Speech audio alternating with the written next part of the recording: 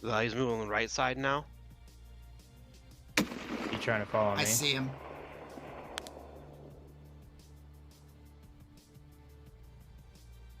Get him, Silver. He's dead. Nice. Nice shot, dude. Thank you. Not long ago, I saw a video. This video is a couple years old. However, it was good information, and it was actually the U.S. Army's training for their snipers. Now, I'll link to the video. It's going to be right over here. And you can follow that and see exactly what they do there. However, I realized that Tarkov doesn't have a training course for their snipers. So this is it. I decided to adapt that video and the lessons learned there to Tarkov. I will teach them to you in this. Welcome to the Tarkov Sniper Training Course. The goal of this course is very similar to the US Army's, is to allow you to provide long-range precision fire on targets, sometimes just for yourself, sometimes for your teammates, but do it in a more effective manner, and basically make you leave a more lethal soldier than what you are arriving now. In the US Army's training course, you have to go through a rigorous psych eval and physical evaluation to be able to even be accepted into the sniper training course. Fortunately for you, those are already bypassed, as you can just start sniping at any time in Tarkov, as long as you have access to the weaponry. So congratulations on being accepted to the sniper training course. My name is King Silverdeath. I will be an instructor today. All of the course segments will be in the description below, so you can tab through them as you choose to. But I do encourage you on your first time through to take your time, listen to each segment, and absorb it individually. I do stream live on Twitch. You can find me there, and the link will be in the description as well. I stream most nights 9 p.m. Eastern Standard Time. Come in and say hi. The U.S. Army training course involves getting used to working in pairs. One person being the shooter, one person being the spotter. Now, this is a luxury you don't always have in Tarkov, and sometimes you have to play both roles. When you do have a partner, having a second set of eyes to be able to call out targets, even if they don't have a long-range scope, makes it extremely powerful for you as a shooter to be able to pick out where your targets are and eliminate them effectively. We will cover more on spotting targets as a solo player during our target detection training of the Fieldcraft area. Another thing during the US Army training is data on previous engagement. What this basically means is the information that they've collected through their prior times of firing or other engagements to know as to how their rifle will fire in certain circumstances. Now, a lot of those circumstances don't apply to Tarkov, such as wind, weight of bullet, and the weather. However, in your situation, you will still want to take notes, as the distance and the bullet drop will matter, and so therefore you'll want to keep notes on what that is per rifle and round that you use consistently. In the US military, 9 times out of 10, your job as a sniper is going to be gathering information versus eliminating a target. However, in Tarkov, it's almost completely opposite, where 9 times out of 10, you're going to be eliminating the targets yourself. It can be extremely useful to your team to be calling out targets, but most of the time you will be eliminating them yourself. In the military, each soldier is responsible for putting together their own ghillie suit. Now, Tarkov does not actually allow for the piecing together or even optional to buy ghillie suit in-game. The military is basically, they were just taking an old military uniform and putting all kinds of brush and debris on, they're sewing stuff in. There's lots and lots of stuff that goes into it, hours upon hours of work, but that's not an option in Tarkov, so we have to do the best we can. I recommend darker colors versus a green or a lighter color. At a certain amount of distance, most stuff won't render in anyway, and your character model changes to a certain color straightforward. With this in mind, I recommend the US Vector that I'm currently showing on screen for the USEC and the USEC K4 pants. Now, those obviously are unlocked at a later time. Honestly, your regular greens will just be fine. It's not that much that really matters with it, because for the most part, we're going to be laying down, keeping a small profile, and we're going to be sitting in a bush. So it's not too much that we're going to be revealing in the first place anyway. For those of you who chose Bear, I would recommend going with the Bear Grizzly, available at player level 11, and the Bear SRVV pants that are available at level 19. These are both dark colored and will cover up those Chad elbows. There is another option available as well. As shown here, the Stitch Pro-Fi Chimera Boonie Hat, as well as the Jack Pike Hunting LLCS Boonie Hat, give you an option on face cover, head cover to wear within your raid. I don't believe these are actually that effective. If anything, they might be almost like a hindrance to you, just because that extra space on your head can peek out in certain spots. If you're in brush, if you're in like woods or something like that, it's very likely this will be a little bit more of an advantage. It will, if somebody's close to you, they're not going to see your head. But generally, I would actually recommend just a half mask and a beanie, and that's going to cover your head and keep it in a nice slim profile. The Stitch Pro-Fi Chimera Boonie Hat does allow you to wear headphones, ears. However, the Jack Pike, it does not. You can't wear any ears with that, so therefore it would limit your hearing, and that's kind of a problem when you want to locate targets. Welcome to the field. So obviously, since we can't use the actual physical grass and brush around us to disguise ourselves in a ghillie suit, one of the things we can use are the physical objects around us to hide our position. Keeping a low profile by laying down is the first step. Also make sure that you're keeping physical objects. The biggest thing to note is that some things don't render at distance, so therefore things like rocks and actual hills will keep you hidden. Remember that the less that you can see, the less that can see you.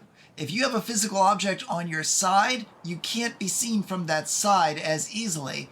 If you have a physical object in front of you, it will be difficult to see you from that direction. The less you see, the less that can see you.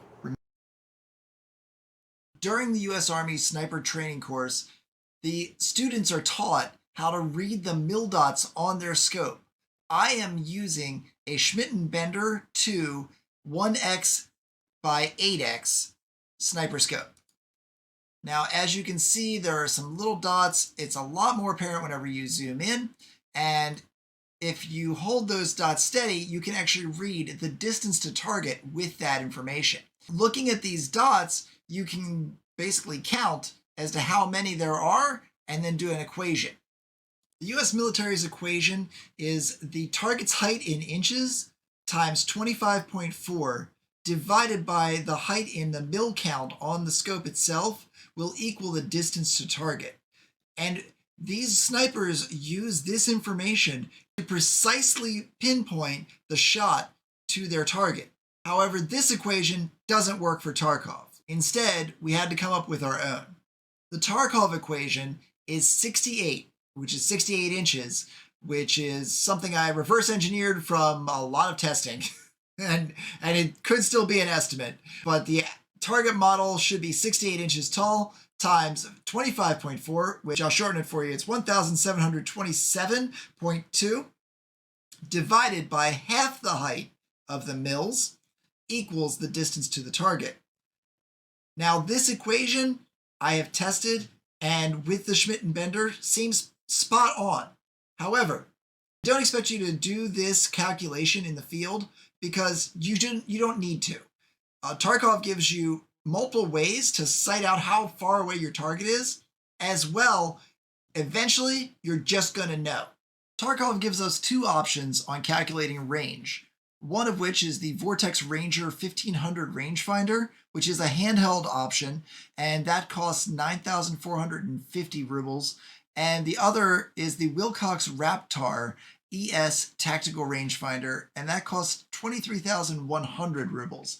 The Vortex is immediately available at level 1 Jaeger, and the Wilcox you'll be able to access at level 3. First, before we do any shooting, we need to pick a weapon and our ammo. Your weapon and your ammo both matter whenever it comes to your hitting shots on target. In the bolt action category, the Mullet VPO will be your first actual bolt action that you can use and the earliest option for you. It is also one of the cheapest, and it is not the most accurate, but it will do the job. Next up is the Remington Model 700, one of the most accessible, especially since Jaeger offers a trade that involves one beard oil for one. You don't even need to suppress this, however, I would suggest it, as most any time you're shooting a rifle, if you don't have it suppressed, people are going to know where you're shooting from. This also allows for use of one of the best rounds in the game, which is M80 currently. I would strongly suggest using this as soon as possible. Next would be the SV98. Available from Prapor, you can get this gun and it does fire what, in my opinion, is the best rounds in the game. The PS rounds in the 7.62 by 54R caliber will one-tap the chest at most ranges. The other option is to use a Mosin for these. However, the Mosin, you almost have no ergo whenever you're actually kitting out the entire thing. The SV98 also comes in a pretty much all-in-one package. You just need to slap a scope on top and you're good to go. I would still, again, recommend putting on the suppressor. Make sure you put the heat shield on top of the suppressor for maximum benefit. My favorite bolt action for the 7.62 by 51 caliber, which is basically the M80, M61 range, would be the Osiris T5000. The T5000, it does take a little bit of customization, but you can get a very high ergo on it. Even at start, without any scope on it, it does start at 72 ergo. The high ergo of this gun makes it that you can stay aiming down sight a lot longer than any other sniper rifle. Although both versions of the DVL are options whenever firing M80, I don't believe that it's worth the cost to actually run this gun versus using the Osiris, which you can get off the flea market far cheaper than what it actually costs. As stated prior, the Mosin doesn't seem to offer enough ergo to ever make it worthwhile. Even with all of the changes and upgrades you can make to it, the MOA also doesn't represent what you could do with the SV98. In the marksman rifle category, the only one I would suggest would be the SVDS, and that is because it does fire the 7.62 by 54R round of PS or SNB at a higher rate of fire than a bolt action. And this round at range is extremely deadly. Even though the price tag is upwards of 100K before you even start modifying the gun, it is very worthwhile to run this just based on the fire rate. All of the guns in the category seem to have too high of a price tag to really make them worthwhile. The HK G28 coming in at around 300K, even with the trade of an available like blue smudged labs card, where you're going to find those that often. The SR25 also around 100K, maybe a little bit more. The RSAS definitely way above price. The Mark 18 is unobtainable without killing Sturman 25 times. The M1A is close to obtainable, however, it does still require lots of modification to make it even worthwhile. And then the VSS is not even worthwhile, as the fact that it doesn't have the MOA for that accurate of a shot. Out of the assault carbines, the only two I'm going to recommend to you are going to be the Keltec RFB. It does fire the 7.62 by 51 round, which most of the marksman rifles did actually fire as well. However, this price tag comes in extremely low.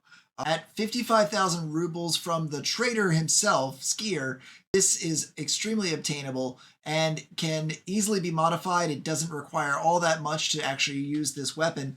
The MOA is at 1.48, and you can slap a grip on here as well as the suppressor, and you still have decent ergo to use this gun.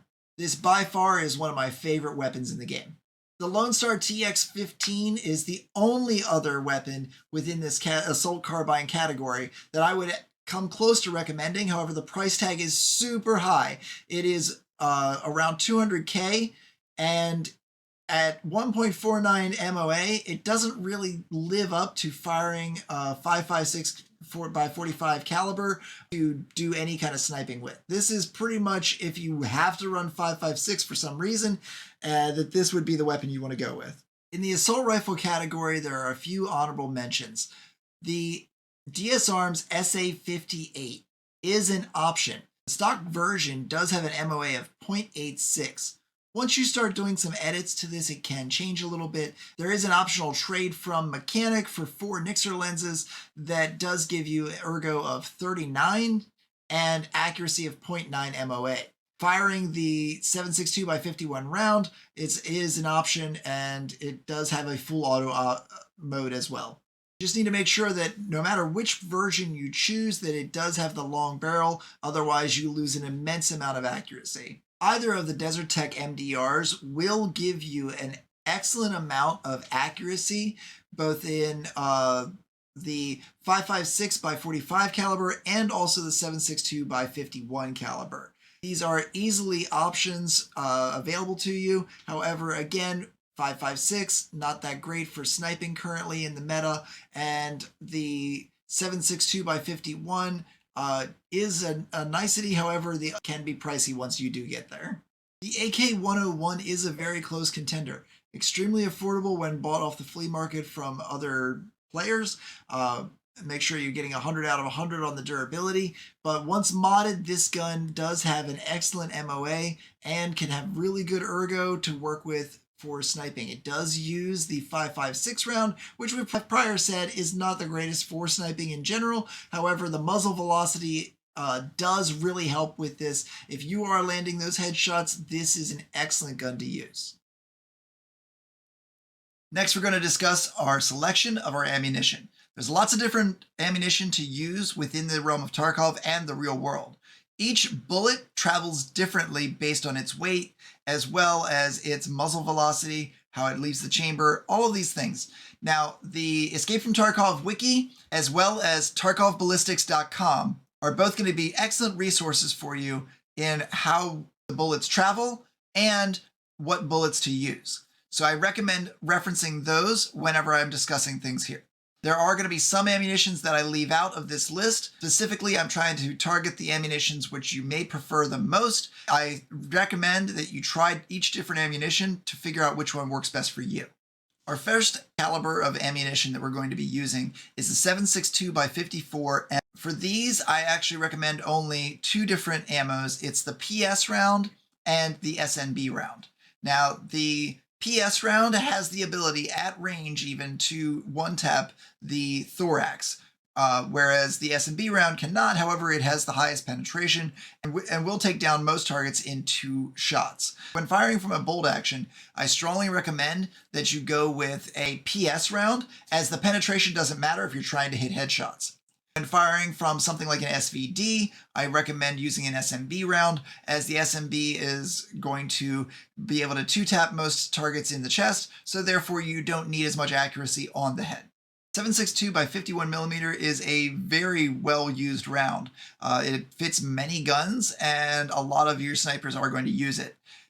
There's 2 that I recommend and 2 that are honorable mentions. The M80 round is your standard round, and without any negatives to it, it makes it one of the best rounds and long-lasting rounds to use. It will pen most helmets, even at range, and is a solid standard round to use and is not too expensive.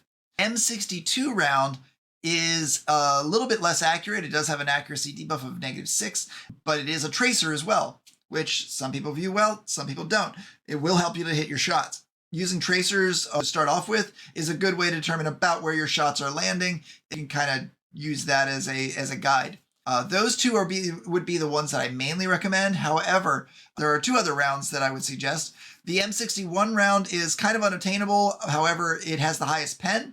For a semi-automatic, it can be one of the better rounds. However, because of it being only 30 rounds per purchase, it makes it so it's less worthwhile to be using. The actual overall damage, talked with the 7.62 by 54, that actually has a round that one-taps. We do as well here. It is the BCP FMJ. The BCP FMJ does have 88 damage and also provides a recoil buff and doesn't provide anything in the way of an accuracy debuff. All of these things are bonuses to it. However, the pen on it is just above 30, which means at range, it's not going to be hitting through almost any armor. Level 4 armor is the standard currently with this wipe, and it probably is going to be that way moving forward. Use that with a grain of salt. Early on, it is one of the best rounds you can use for sniping. However, once you have access to M80, I would just upgrade to that. As I've already stated a couple times, the 5.56 caliber is not exactly the greatest for sniping. There's only one round that I'll suggest here, and that is 8.56A1. 8.56A1 does have only an accuracy debuff of -1, and recoil is a +4, so not that we really care too much about recoil, but whenever we're dealing with a semi-automatic style of firing, we don't want to have too much. So it has probably the least amount of debuffs as well. The damage is still enough that whenever the bullet hits the target, it's still going to be able to one-tap the head. It has enough penetration that it has the ability to get through most helmets. However, it can still have that issue of ricocheting, so there's that. Again, like I said, 5.56, not exactly the best when it comes to sniping. However, if you are running an assault rifle, something like that, you're going to be sniping with this round, this would be your excellent option. Just so we cover all our bases in the 3.66 TKM category, you have two options, really, in my opinion. You have the EKO and the AP. Now, the AP rounds have a huge accuracy debuff of -28. And they also have a huge recoil, but, I mean, being the fact you're firing from a bolt action, it doesn't matter, okay? The accuracy debuff on the EKO is -10. However, it does still have one of the highest muzzle velocities for the round in the caliber. So with that in mind, considering the fact that we're going to have to hit the head with pretty much any of these shots, this will be one of your better rounds, because being a faster muzzle velocity, it's going to retain damage to the target better and thus give you a better chance of actually hitting on point. There are many different sighting options available to you as a sniper. When dealing with Tarkov, I honestly think that you should try each different one and see as to which one works for you. I'm going to give you a few examples of my favorites here. You can take them and use those if you would like. However, it's just going to be your preference, and you're going to need to decide which optic works best for you. I recommend the Schmidt & Bender PM2 1 to 8 times scope. It fits on the rectangle mount, and you can put a additional red dot on top. It gives you basically 3 different versions of scopes to look through, more or less a 1x. 1x on this, however, goes more like a 3x, and then the 8x is a very long distance, probably about like 12x, is what it actually ends up being. I also recommend the NC Star 80. It is one of the cheaper versions, very underrated, and most people don't use it. They will put it up on the flea market really cheap, so you can get these very inexpensively. It has an all-in-one kind of configuration where you have the top sight, a 3x and a 9x all in one thing. It is not really good for night raids, as it is a digital based scope, so therefore if you do take it into a night raid, you're going to be pretty much stuck with just using the red dot. The KMZ 1P59 or 1P69, both are pretty much the exact same scope. It's a 3 to 10 times. Again, you can fit it on a rectangle, put a red dot on top. It gives you the ability to view at longer ranges and have 3 different adjustable sights. Finally, for my thermal, I'm absolutely using the FLIR. They are attainable through a couple different trades, which I've shown in other videos. The FLIR gives you a 2.25 times and a 9 times view, as well as the thermal view to more or less spot targets wherever they may be. Welcome back to the field. For our testing, for our ranging, for our practicing sniping, we're going to go to reserve in an offline raid.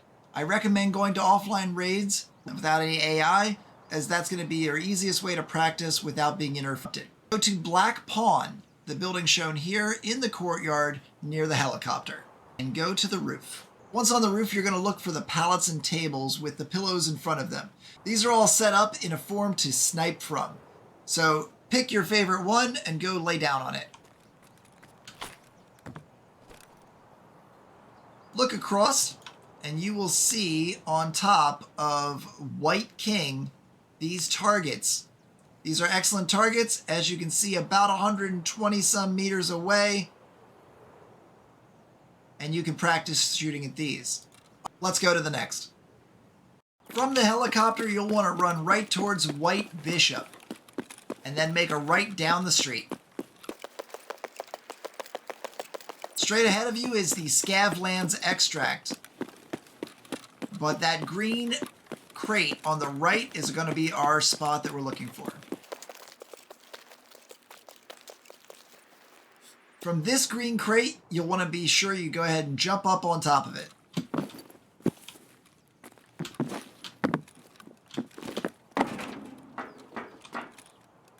lay down on the crate and aim above.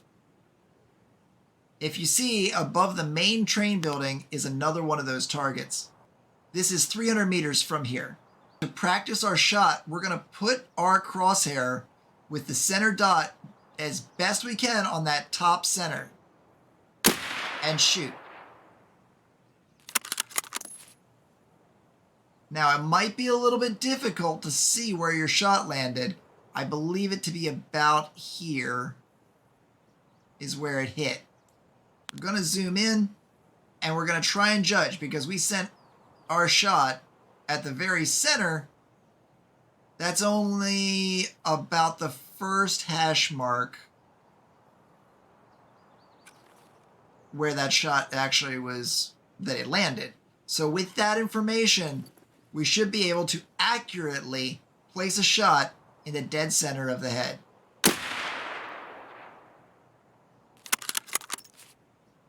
From this spot, our next location is actually over here on the red crate, right next to that flatbed. I'll meet you there.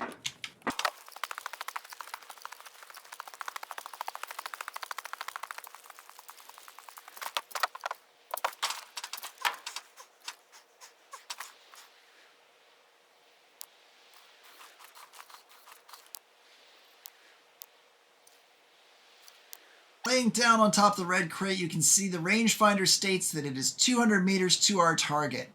200 meters is our sweet spot, so we should be able to put the reticle directly on our target, shoot, and hit.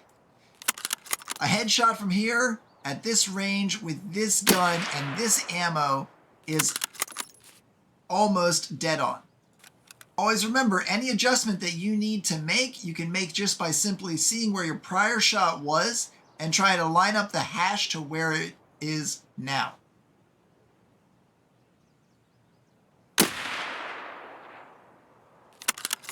With this practice, you should be able to land shots right next to the prior shots.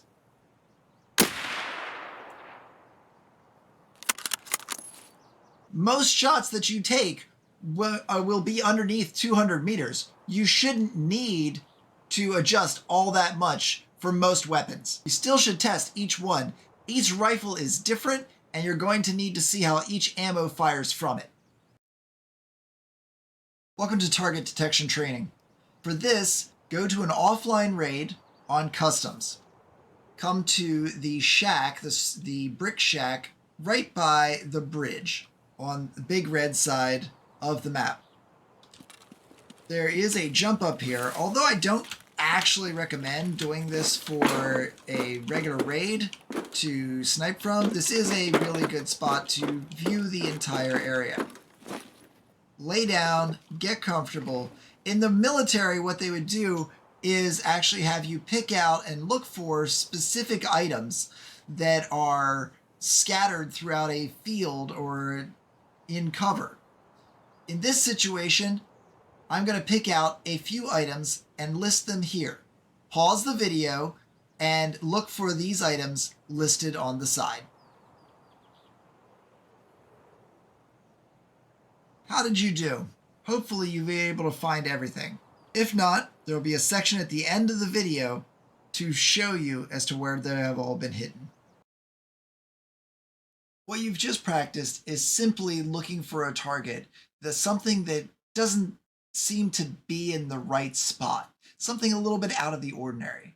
Now, we're trained as humans to look from left to right and from top to bottom. One of the things the U.S. military teaches during their sniper's course is to start looking for things by looking from right to left and from bottom to top. Doing this is going against the way our eyes are trained, and because the human eye hates patterns. So by looking this way, it will actually avoid a pattern and will see things that stand out. As a child, I used to look at the ground and I'd see a couple bugs, see like an ant or two. And if you've ever kind of just stared at a spot that wasn't the bug, you might be able to see more things. Do this as well.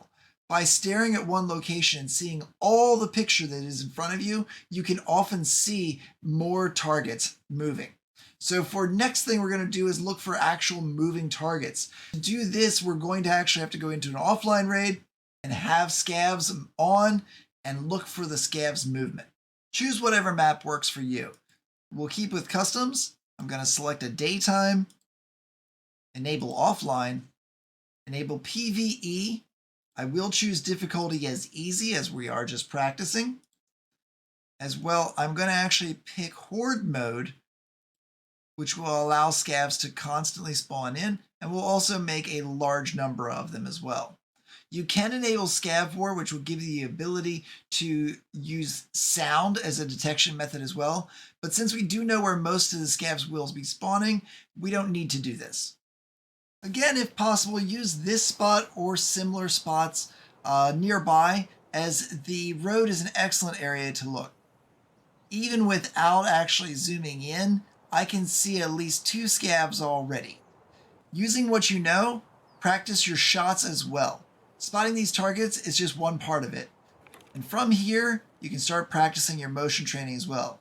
Scavs will be moving, and you'll need to know as to how you need to fire as they're moving. You need to lead a shot just slightly, or you can wait for them to stop.